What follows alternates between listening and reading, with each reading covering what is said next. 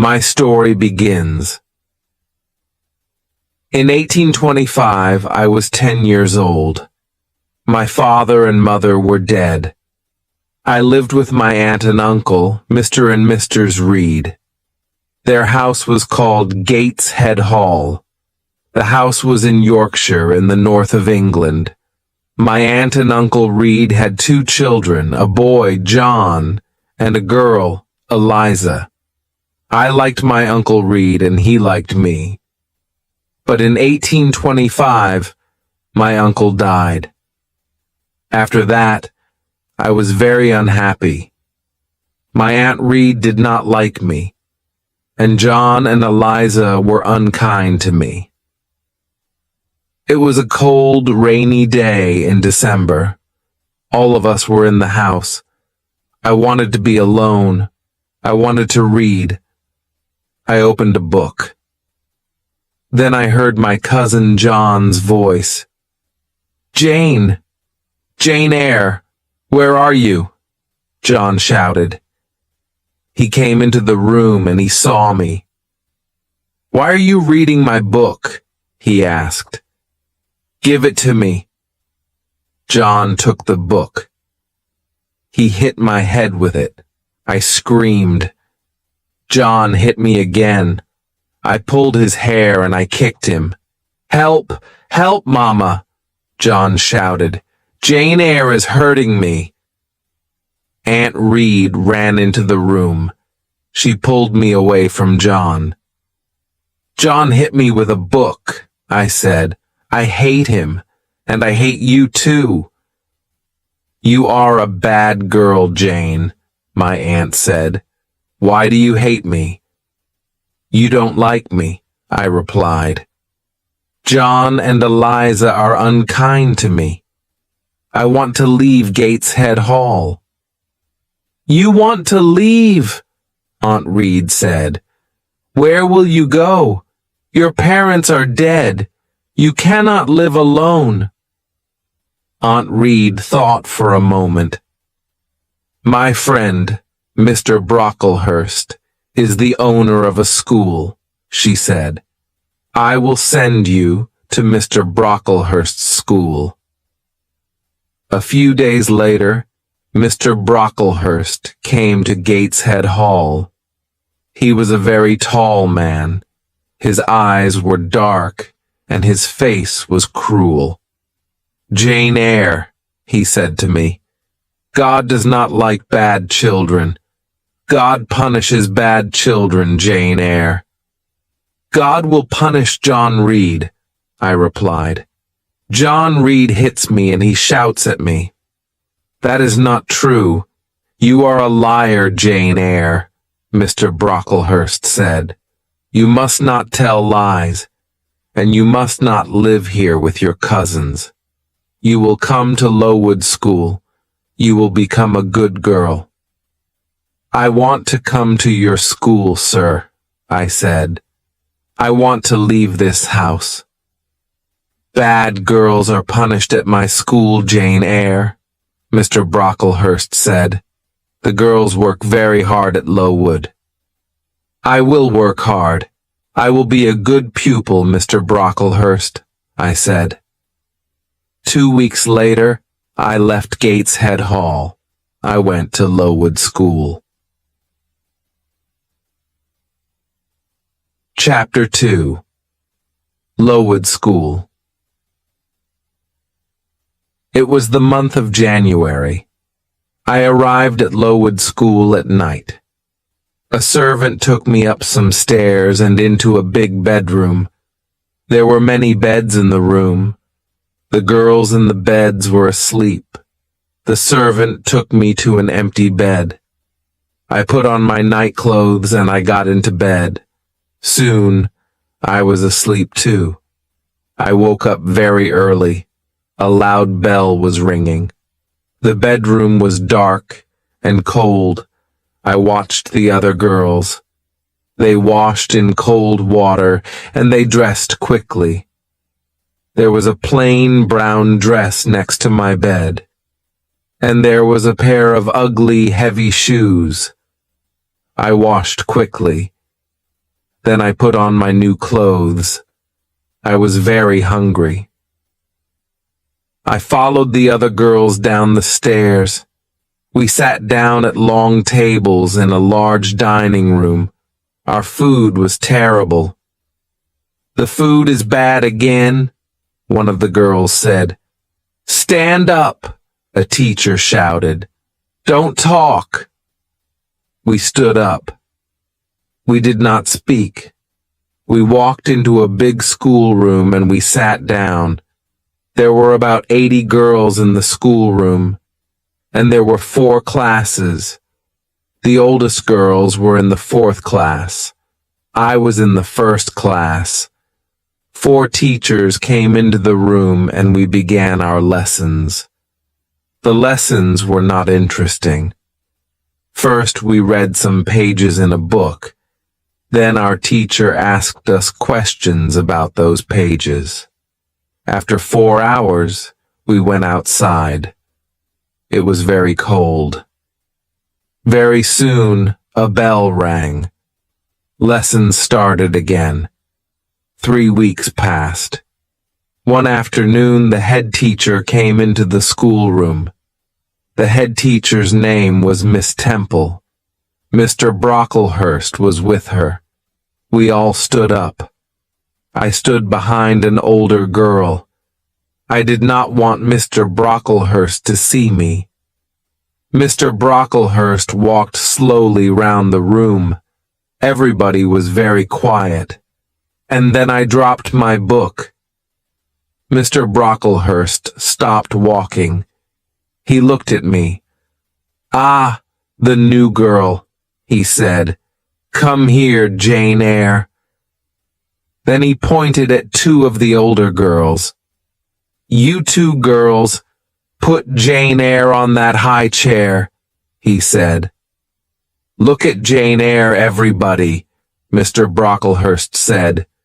"This child is bad. She is a liar.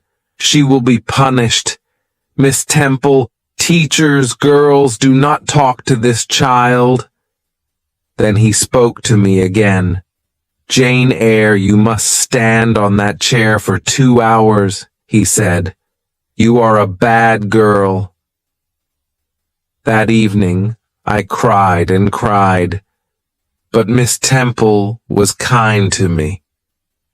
"You are a good pupil, Jane," she said, "and you are not a bad girl. I am your friend, Jane."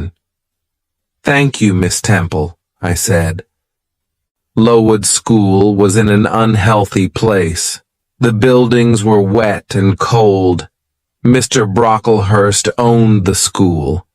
He was a rich man, but he did not buy warm clothes for us, and he did not buy good food for us. Everybody hated him. In the spring, many of the girls became sick. Some of them left the school. They never came back. Many of the girls died. That spring was a terrible time. We had no lessons. Miss Temple and the other teachers took care of the sick pupils.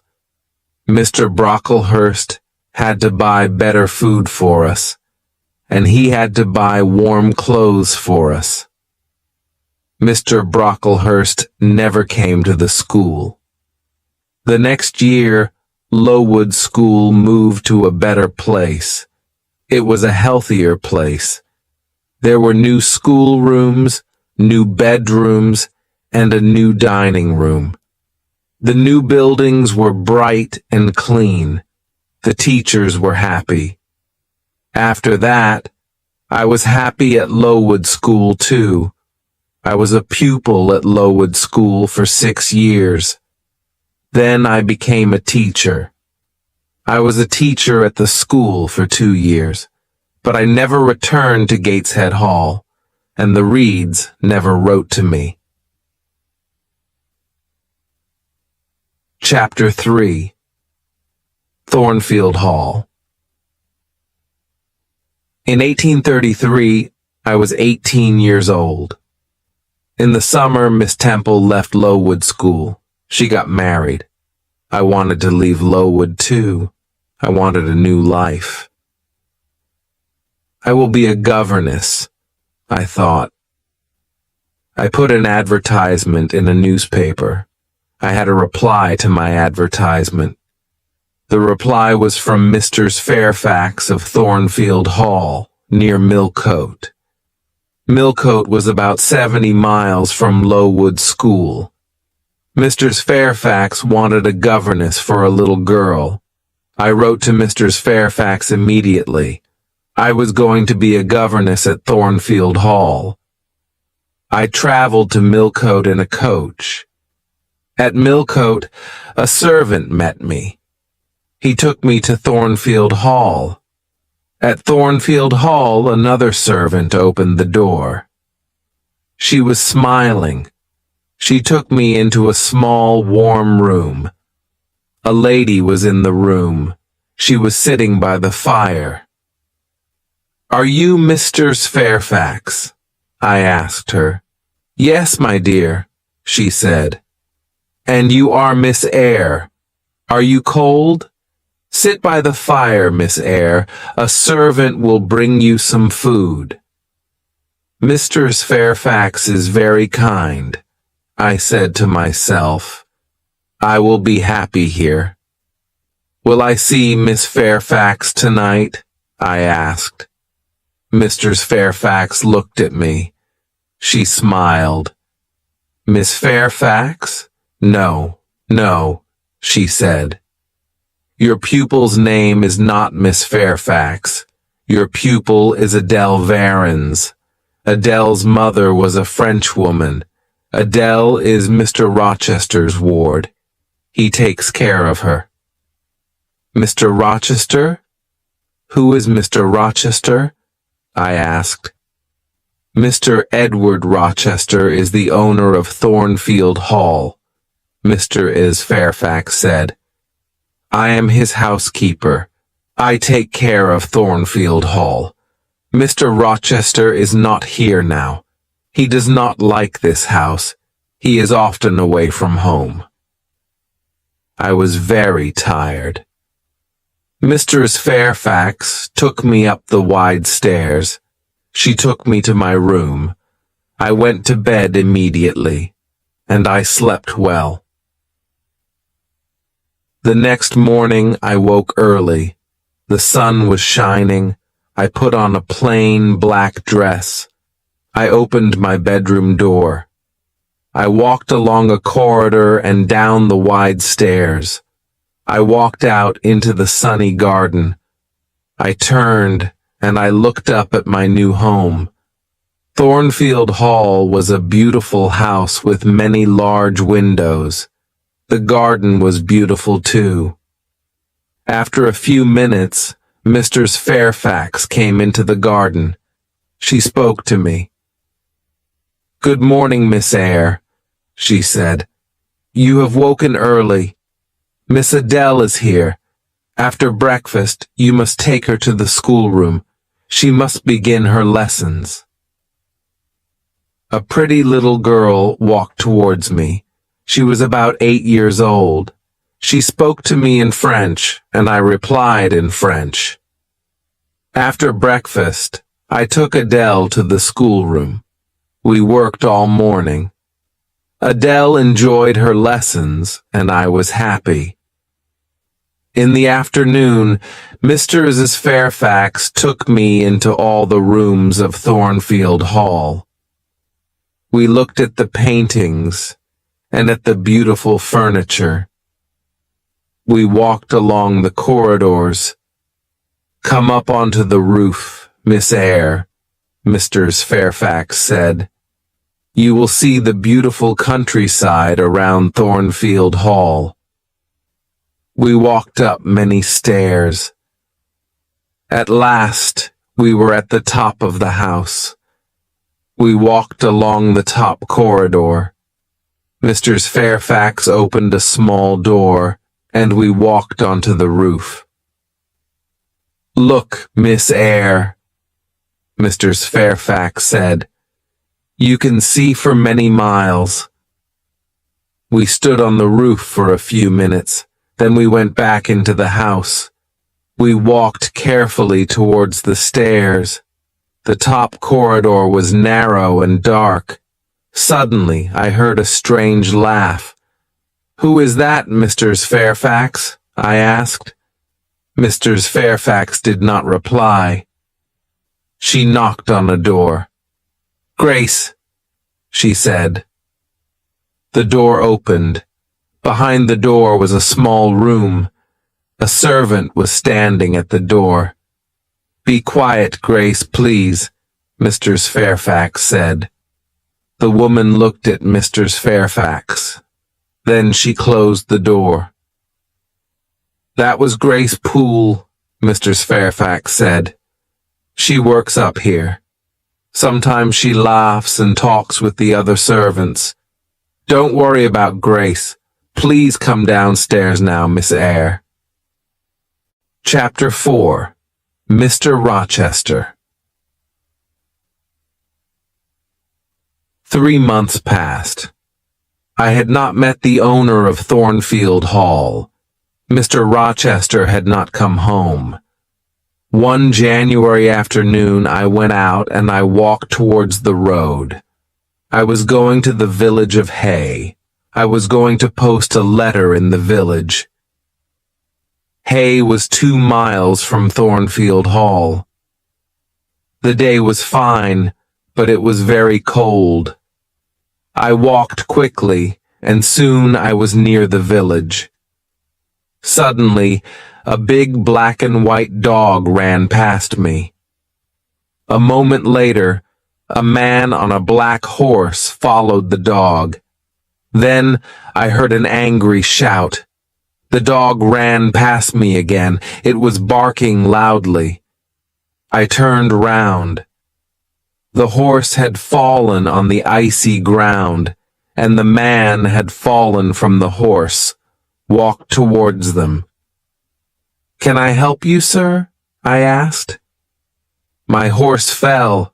I've hurt my foot," the man said. The horse stood up. The man tried to stand up too, but he could not stand. He fell onto the ground again. The man was about 35 years old. He was not handsome, but he had a strong face. He had dark eyes and black hair. He was not very tall, but his body was powerful. "I'll bring somebody from Thornfield Hall," I said. "Do you live at Thornfield?" the man asked. "I am the governess," I replied. "Ah, yes, the governess," the man said. "Help me, please." The man stood up very slowly, and he put his hand on my shoulder. He walked slowly towards his horse. I helped him. He pulled himself onto the horse. "Thank you." "Now go home quickly," the man said, and he rode away. I walked on to the village and I posted my letter. Then I returned to Thornfield Hall. Bright lights were shining in the big house. I went inside. A big black and white dog walked towards me. It came from the dining room. I had seen the dog before. "Whose dog is that?" I asked a servant. "It's Mr. Rochester's dog," the servant replied. "Mr. Rochester has come home, but he has hurt his foot. His horse fell on some ice." I smiled. The owner of Thornfield Hall had returned, but I did not see Mr. Rochester again that day. I saw Mr. Rochester the next day. He sent for me in the evening. I put on a clean dress. I brushed my hair carefully. Mr. Rochester was in the large sitting room. He was sitting in a big chair. His right foot was on a small chair. Messrs. Fairfax and Adele were sitting with him. "Sit by the fire, Miss Eyre," he said. "Where have you come from?" "From Lowood School," I replied. "I was there for 8 years. 8 years, Mr. Rochester said. That is a long time. Who are your parents? I have no parents, sir, I answered. They are dead. But where is your home, Miss Eyre? Mr. Rochester asked.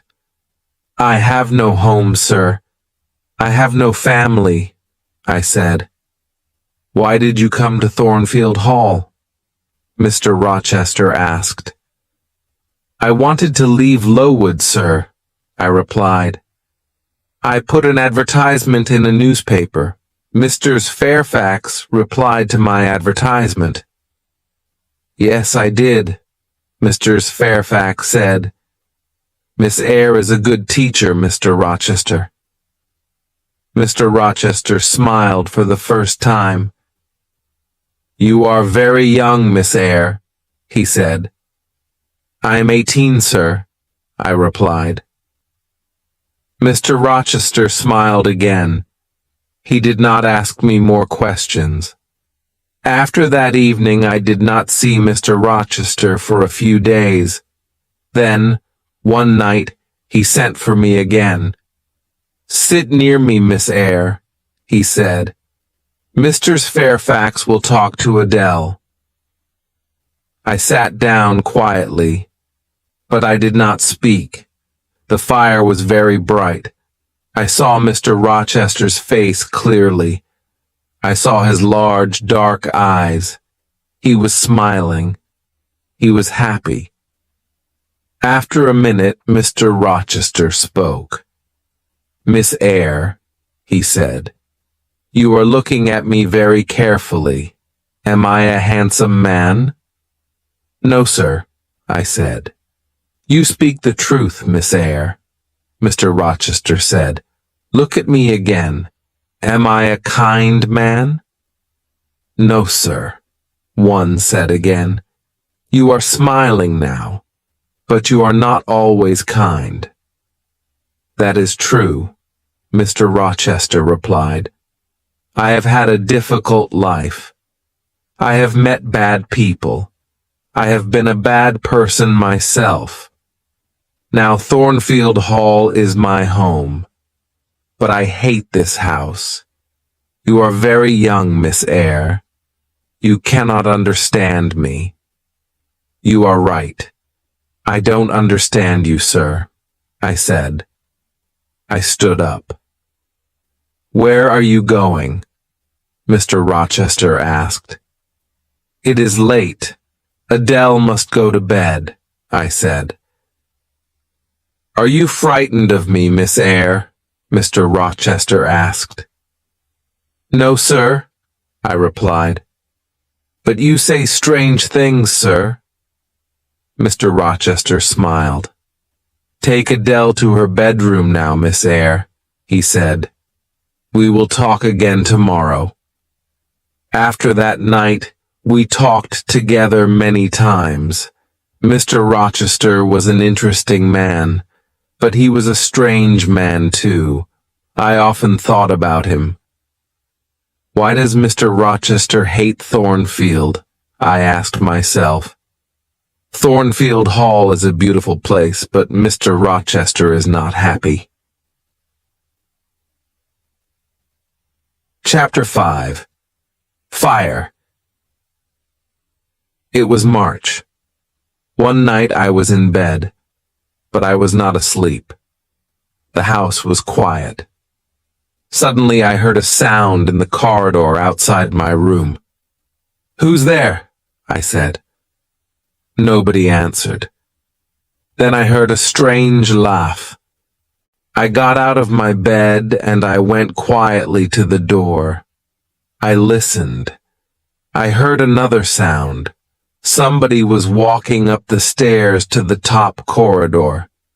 Then I heard somebody close a door. Was that Grace Poole? I said to myself. Yes, it was Grace. Why was she laughing?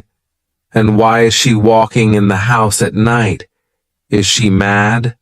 I must tell Mr. Fairfax about this. One will speak to her now. I put on some clothes and I opened the door. There was a candle on the floor outside my room. The candle was burning. There was thick smoke in the corridor. I went into the corridor. I looked around me.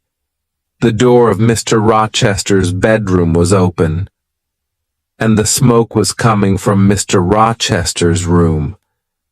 I ran into the room. "Wake up, sir." "What happened, Jane?" "There was a fire, sir. Grace Poole tried to kill you." I sat in a chair by the window. Time passed. At last, Mr. Rochester returned. "Please don't worry, Jane," he said. "Grace Poole is a strange woman, but she won't hurt anybody tonight." I stood up. "Good night, sir," I said. Mr. Rochester held my hand. He looked at me, and he smiled. "Thank you, my dear friend," he said. "You saved my life tonight, Jane." "Good night, sir," I said again. I went back to my bed. I was very tired, but at first I could not sleep. Suddenly I understood something. I loved Mr. Rochester. He had smiled at me. He had held my hand. Did he love me? I did not know. But I thought about Mr. Rochester for a long time. I did not see Mr. Rochester the next day. He did not send for me. In the evening, I went down to Mr. Fairfax's sitting room. The housekeeper was looking out of the window. "The weather has been good today," Mr. Fairfax said. "Mr. Rochester had a good day for his journey." "His journey? Where has he gone?" I asked. I was surprised.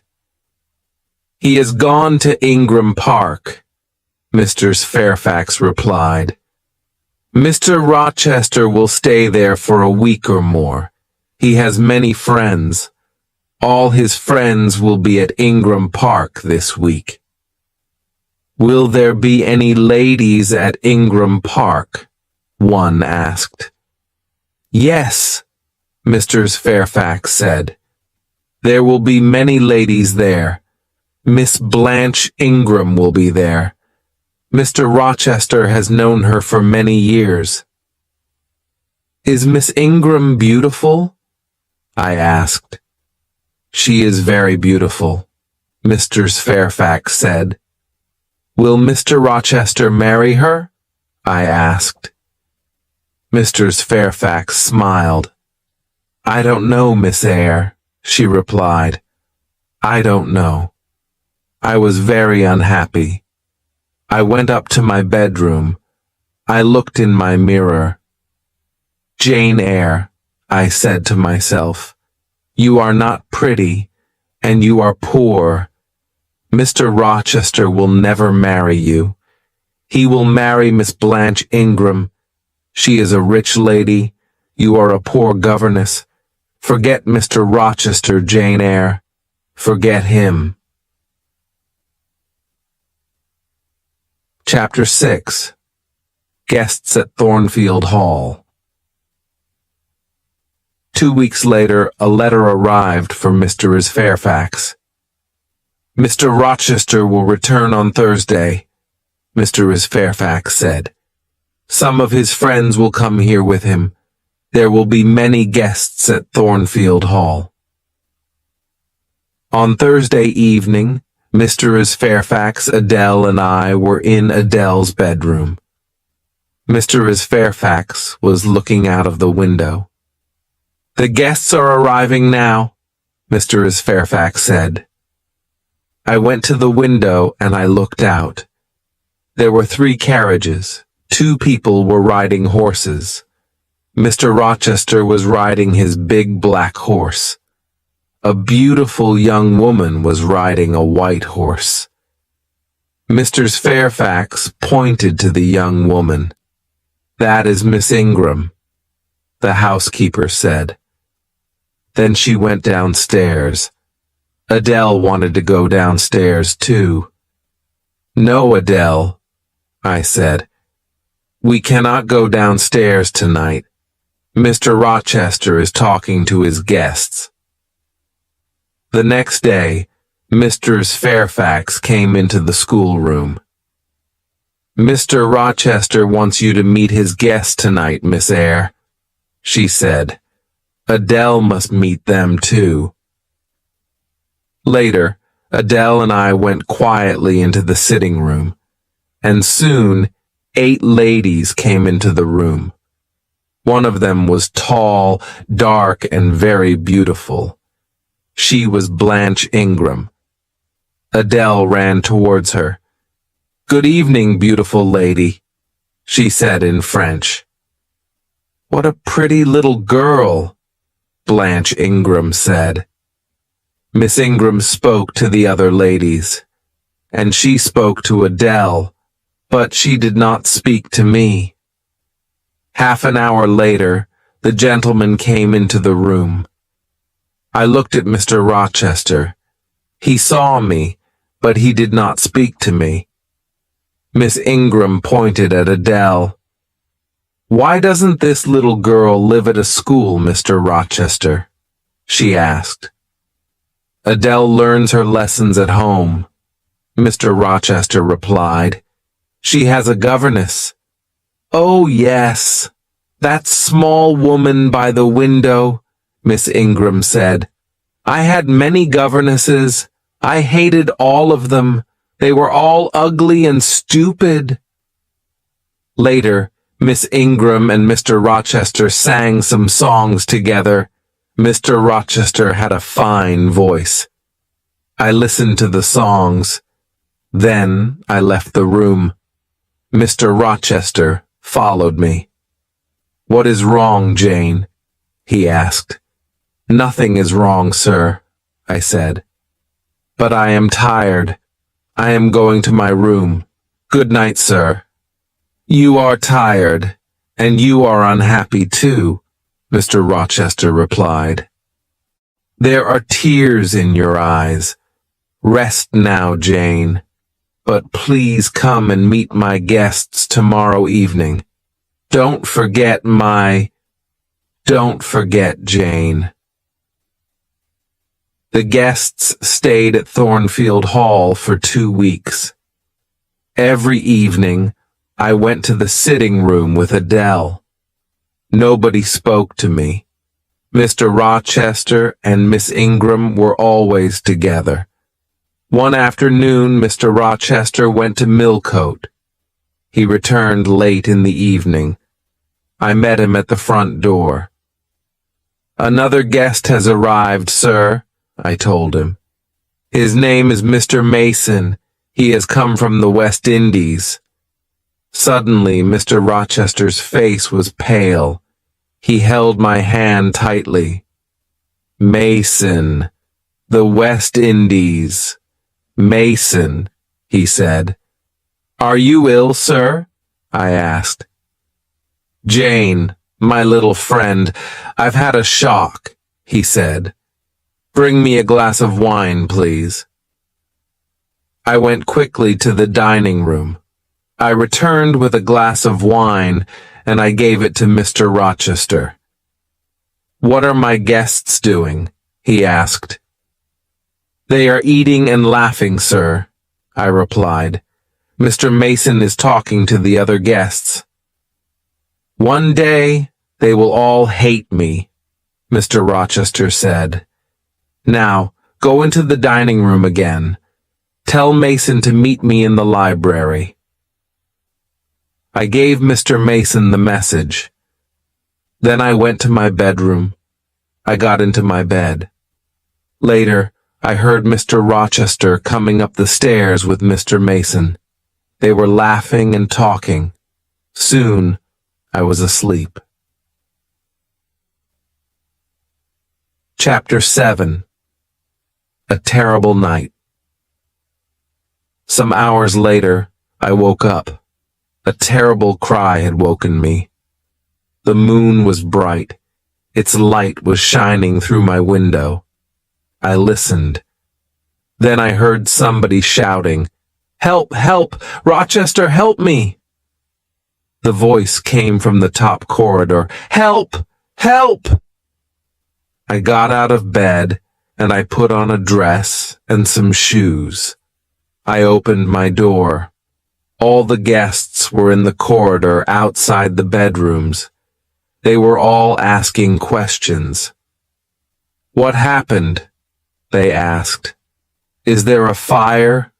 Who is hurt? Where is Mr. Rochester?"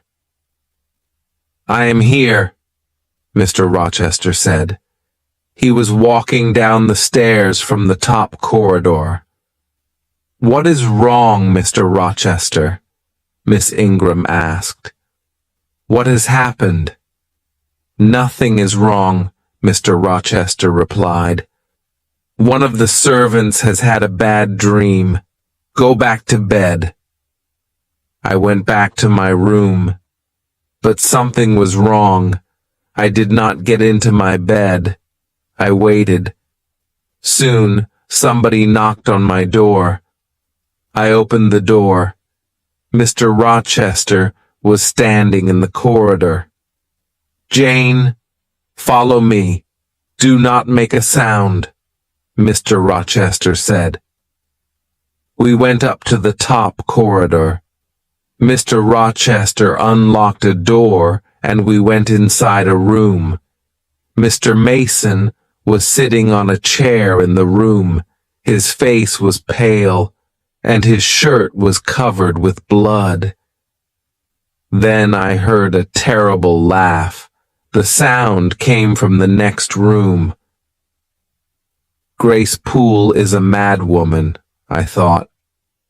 Why does Mr. Rochester have a mad servant? Mr. Rochester spoke quietly to Mr. Mason. "I am going to bring a doctor, Richard," he said. Then he spoke to me. "Stay here, Jane. Wash Mr. Mason's arm, but do not speak to him." Mr. Rochester left the room. I washed Mr. Mason's arm. We waited for Mr. Rochester and the doctor. Mr. Mason did not speak to me, and I did not speak to him. After 2 hours, Mr. Rochester returned. The doctor was with him. The doctor looked at Mr. Mason's arm. "She bit me," Mr. Mason said. "I came up here. I wanted to see her. I wanted to help her, but she bit me." "Be quiet now, Richard," Mr. Rochester said quickly. The doctor put a bandage on Mr. Mason's arm.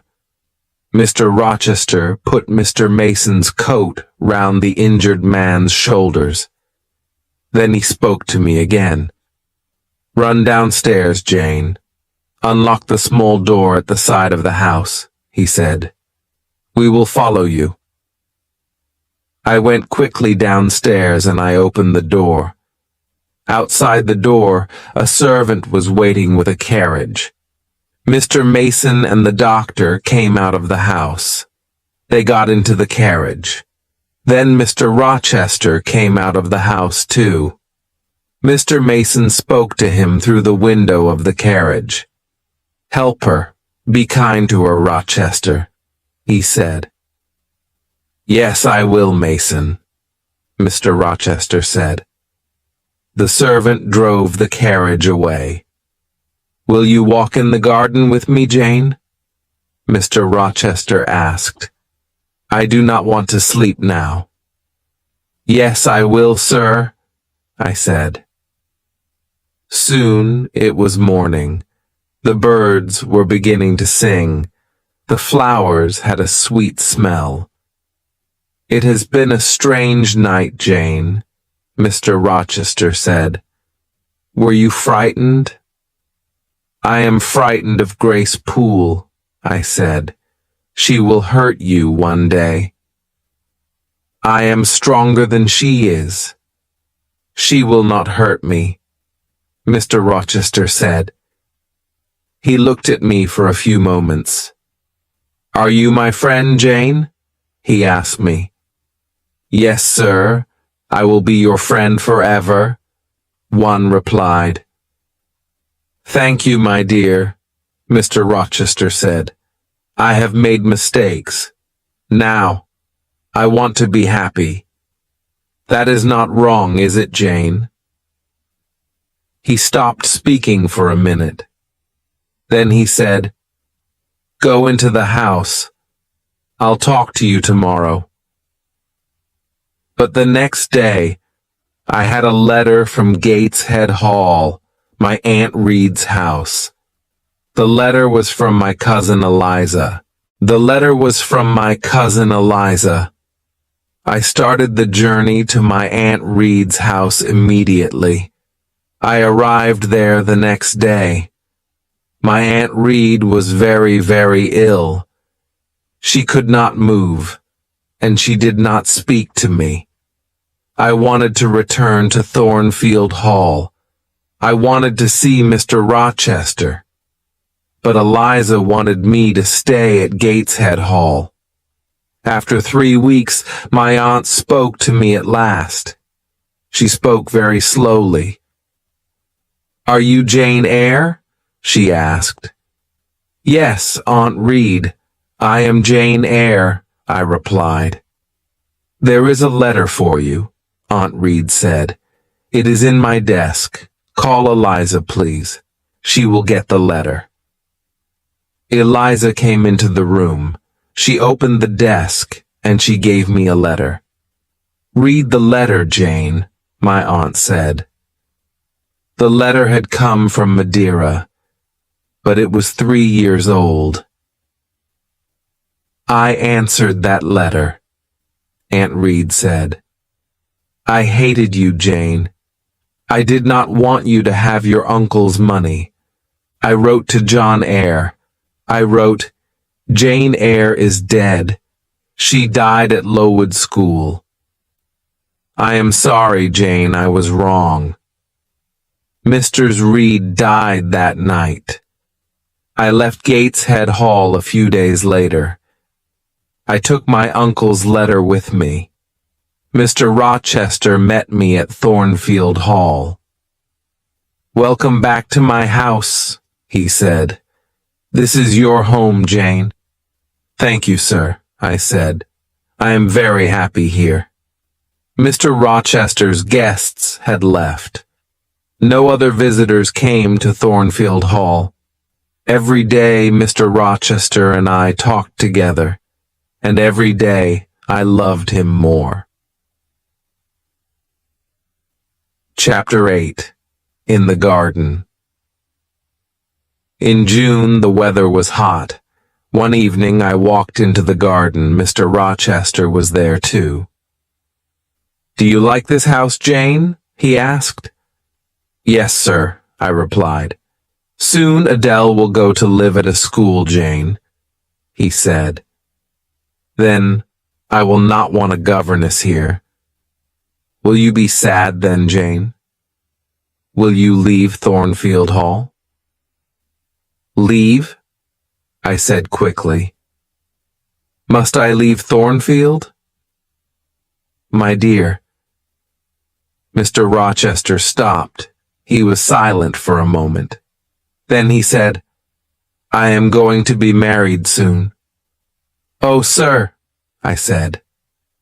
Then I must go far away from Thornfield, far away from you, sir. I started to cry. I will always remember you, Jane, Mr. Rochester said. Will you forget me?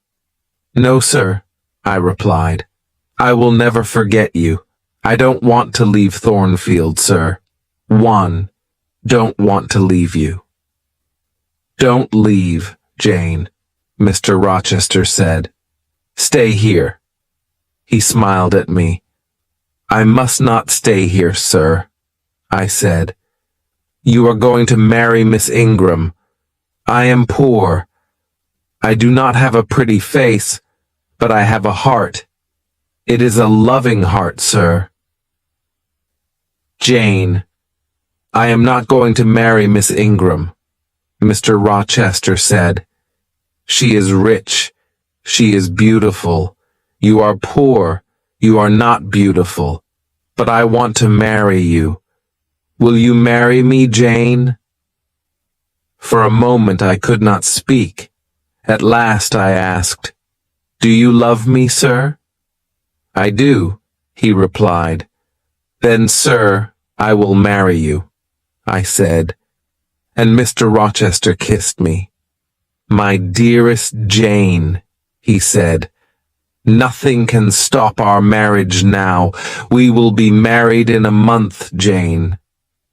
We kissed again. Then I said good night, and I went into the house. I went upstairs to my room. Later, I remembered my Uncle John Eyre's letter. I will write to him in Madeira, I said to myself. I will tell him about my marriage to Mr. Rochester. I am very happy. My uncle will be happy too. 4 weeks passed. Mr. Rochester was going to buy me many beautiful things. He was going to give me many presents, but I did not want these things. No, Edward, I said. I am not beautiful. I don't want beautiful things. I want you, Edward. It was the month of July. 2 days before our wedding day, Mr. Rochester went away. I will return tomorrow, he said. I love you, Jane. That night, I went to my bedroom early.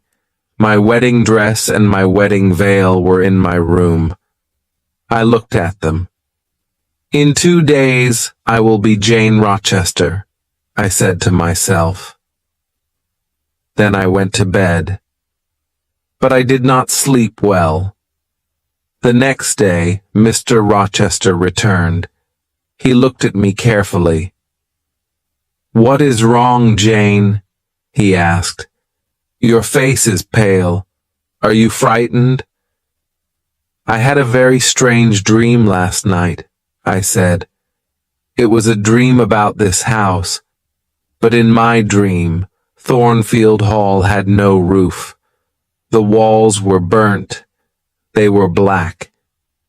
In my dream, I tried to find you, but you were not in the house. Are you afraid of a dream, Jane? Mr. Rochester asked. No, Edward, I replied, but I woke up from my dream. There was a woman in my room. She was tall and heavy. She had long black hair. The woman was holding a candle, I said. She put the candle by my mirror. She put my wedding veil over her head and she looked in the mirror. Then I saw her face. It was a strange, terrible face, Edward, I said. Suddenly, the woman tore my veil into 2 pieces. She threw the pieces on the floor. What happened next? Mr. Rochester asked. The woman held her candle near my face, I replied. She looked at me and she laughed. Then she went away. This happened in your dream, Jane, Mr. Rochester said. It did not happen in my dream, Edward, I said. This morning my wedding veil was on the floor of my room. It was torn. It was in 2 pieces. But the woman did not hurt you, Jane, Mr. Rochester said. Sleep in Adele's room tonight, my dear. You will have no more bad dreams. Chapter 9. Mr. Rochester's Wife. It was our wedding day. We were going to be married in a church near Thornfield Hall. After the marriage, we were going to travel to London. I got up early. I put on my wedding dress, and I went downstairs. Mr. Rochester was waiting for me. At 8 o'clock, we walked together to the church. The clergyman was standing by the door of the church. There were 2 other people inside the church, 2 men. They were sitting in a dark corner. I could not see them very well. The clergyman started to speak. At every marriage, the clergyman asks an important question. He asks the people in the church, "Is there a problem about this marriage?" The clergyman spoke loudly. He asked this question, and he waited. There was silence for a moment, and then one of the men in the dark corner stood up. He spoke loudly. "There is a problem. These 2 people must not be married," he said. "There is not a problem," Mr. Rochester said to the clergyman. "Please go on with the marriage." "No, I cannot go on with the marriage," the clergyman replied. He spoke to the man in the corner. "What is the problem, sir?" he asked. Mr. Rochester turned and looked at the man. "Who are you? What do you know about me?" he asked angrily. "My name is Briggs, sir. I'm a lawyer," the man replied. "I know many things about you. 15 years ago, you were married in the West Indies. Your wife's name is Bertha Mason. She is alive. She lives at Thornfield Hall." "How do you know that?" Mr. Rochester shouted. The other man in the dark corner stood up. He walked towards us. It was Richard Mason.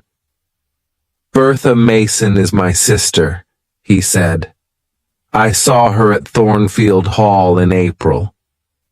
Mr. Rochester's face was pale. For a minute he was silent. Then he spoke quietly. "It is true," he said. "My wife is living at Thornfield Hall. She is mad. Come to the house, all of you. Come and see Mr. Rochester. Come and see the mad woman." We all left the church. Nobody spoke. At Thornfield, Mrs. Fairfax and Adele were waiting for us. They were smiling happily. "Nobody will be happy today," Mr. Rochester said. "We are not married." Briggs, Mr. Mason, the clergyman, and I followed Mr. Rochester. We followed him up the stairs. He took us to the top corridor. He unlocked a door, and we went into a small room. I had seen this room before. We walked through the room to another door. Mr. Rochester unlocked this door, and we saw a larger room. Grace Poole was sitting in the room, but another woman was there too. She was tall and heavy. Her dark hair was in front of her face. The woman turned and looked at us. I knew that terrible, mad face. I had seen it in my bedroom 2 nights before. The mad woman saw Mr. Rochester. She screamed and she ran towards him. "Be careful, sir," Grace Poole said. The mad woman was very strong. She screamed and she hit Mr. Rochester, but Mr. Rochester held her arms. "This woman is my wife," Mr. Rochester said angrily. "I wanted to forget about her. I wanted to marry this young girl, Jane Eyre. Was I wrong?" He was silent for a few moments. Then he spoke quietly. "Yes, I was wrong, he said. I love Jane Eyre, but I was wrong. Now go, all of you. I must take care of my mad wife. I went slowly downstairs. Mr. Briggs, the lawyer, spoke to me. I am sorry for you, Miss Eyre, he said. You did nothing wrong.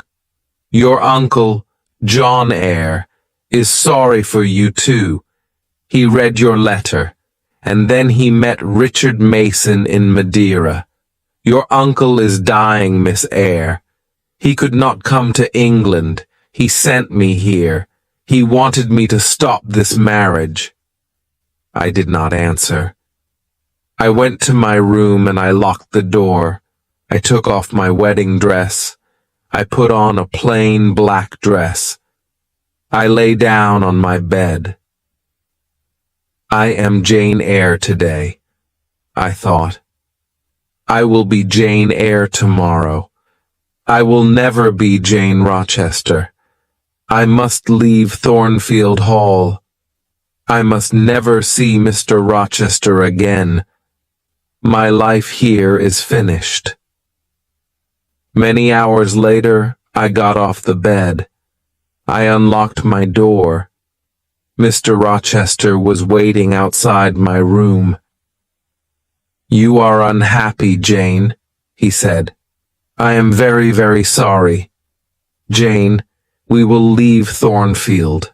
We will go to another country. We will be happy again. I cannot be your wife. I cannot live with you, I said. I must leave you, Edward. Listen, Jane, Mr. Rochester said. My father wanted me to marry Bertha Mason. Her family was very rich. I married her. My father was happy, but I was not happy.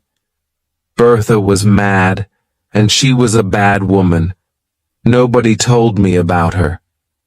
She was married to me, but she met other men. She was drunk every day. She tried to kill me many times. After 4 years, I brought Bertha here to Thornfield Hall, Mr. Rochester said. Then went away. Grace Poole took care of Bertha. I met other women. One of them was a French singer. She was Adele's mother. Adele is my daughter, Jane. But I did not love the French singer.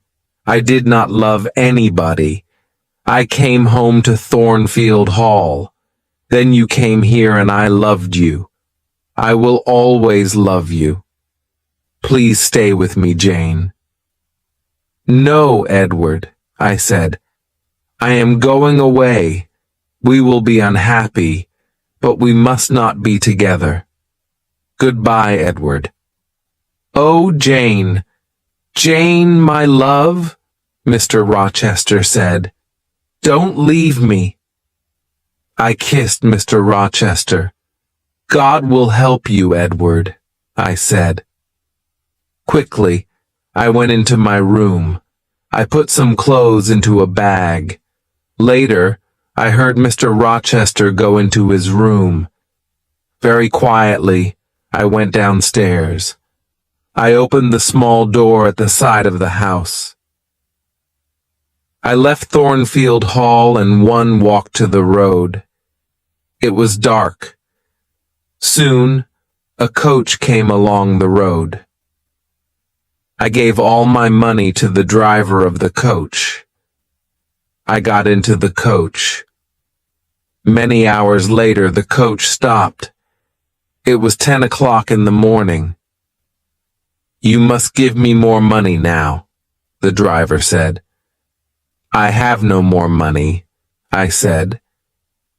You have no more money? Then you must get out of the coach, the driver said.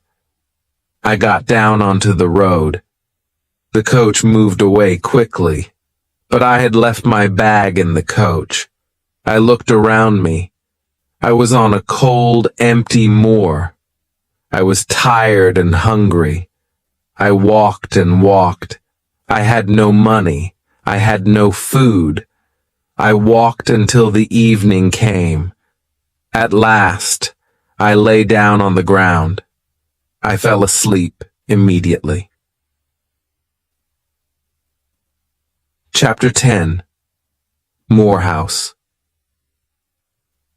The next morning I woke late. I walked along the road for many miles.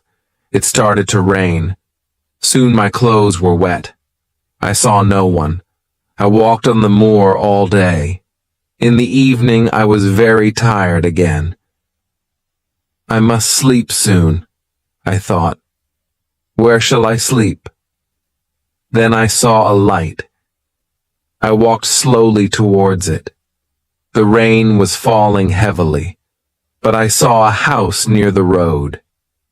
I walked up to the house. I knocked on the door. I waited, but nobody opened the door. I stood outside the house. I was very cold and very tired. I could not move. I am going to die here, I said. Then I heard a young man's voice. The man was standing behind me. No, you will not die at Morehouse, the man said. Then he unlocked the door of the house. He took me into the house. He took me into a warm sitting room. Please sit down, he said. Two pretty young women came into the room. Give this poor woman some food, Diana, the young man said. Give her some dry clothes, Mary. Then he spoke to me again. My name is St. John Rivers, he said. These are my sisters, Diana and Mary. What is your name, young woman? My name is Jane Elliot, I said. I closed my eyes. Jane is very tired, Diana said. She must go to bed now. I stayed in bed at Morehouse for 3 days. Diana and Mary Rivers were governesses. They were staying at Morehouse for a few days. St. John, their brother, was a clergyman.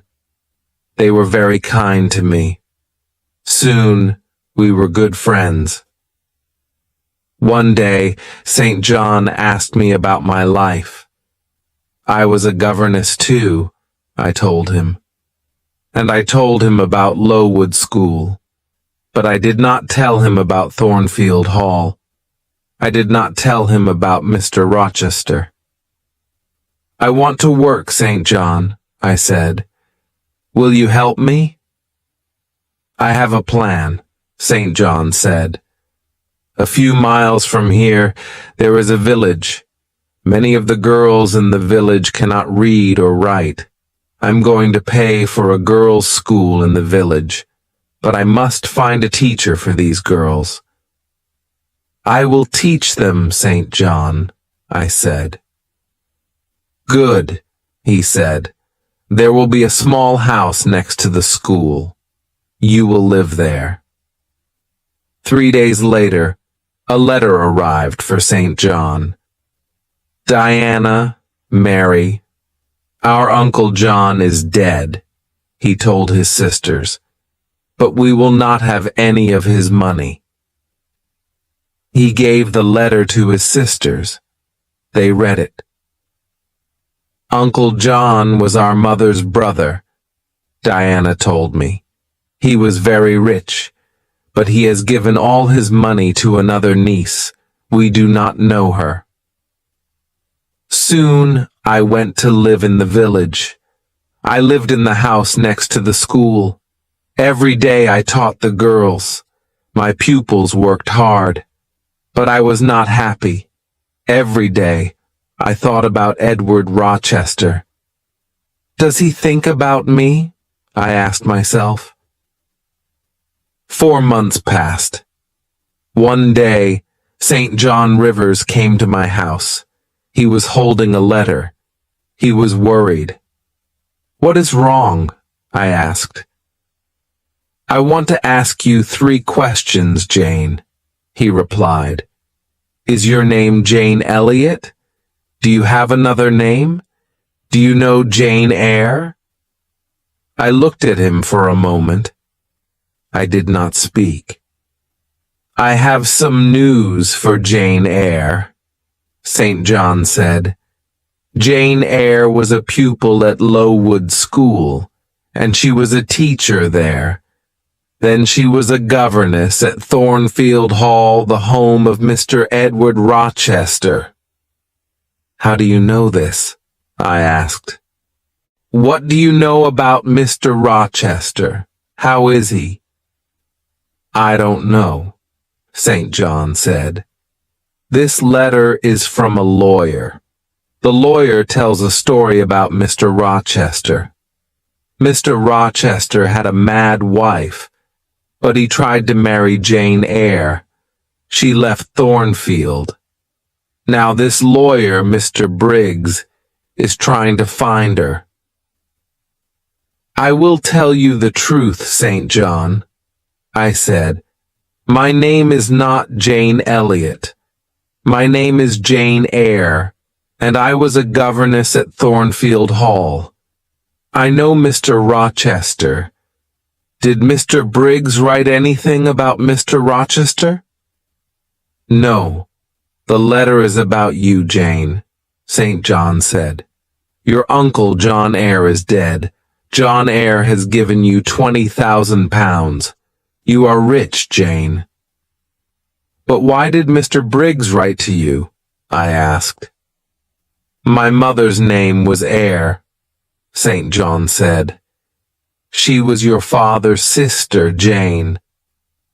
Then you, Diana, and Mary are my cousins, I said. I thought carefully for a moment. Write to Diana and Mary, I said. They must come home. I will give all of you some of Uncle John's money. The next day I wrote to Mr. Briggs. I gave St. John, Diana, and Mary £5,000 each. I wrote to Mrs. Fairfax too, but she did not reply. 6 months passed. I heard nothing from Thornfield Hall. I heard nothing about Mr. Rochester. Then, one day, I was walking on the moor. Suddenly I heard a voice. There was nobody on the moor, but the voice was calling my name. Jane, Jane, Jane. That is Mr. Rochester's voice, I said to myself. Then I shouted, I am coming, Edward, I am coming. I ran to Moor House. I spoke to my cousins. I am going to Thornfield Hall tomorrow, I told them. I began my journey the next day. Chapter 11. My story ends. 2 days later, I got out of a coach. I was standing on the road near Thornfield Hall. I ran across the fields. Was Mr. Rochester at Thornfield? Was he ill? And then I saw the house. The house had no roof. Its walls were burnt and black. Nobody was living there. I looked at the burnt black house. I had seen this before. I had seen it in a dream. I was frightened. Where was Edward Rochester? I went to the village of Hay. I asked about Thornfield Hall. I asked about Mr. Rochester. 3 months ago there was a fire at Thornfield Hall, a man told me. The mad woman burnt the house. She was Mr. Rochester's wife. Was Mr. Rochester in the house? I asked. Yes, he was there, the man replied. He tried to save his wife's life. He went into the burning house. But the mad woman jumped from the roof. She died. Was Mr. Rochester hurt? I asked quickly. Yes, he was badly hurt, the man said. He is blind, he can't see, and he has only one hand. Where is he? One asked. Where is he? He is living at Ferndean. It is an old house, about 30 miles away, the man said. Do you have a carriage? I asked. I must go to Ferndean immediately. I got out of the carriage near Ferndean. I walked to the house. I knocked on the door.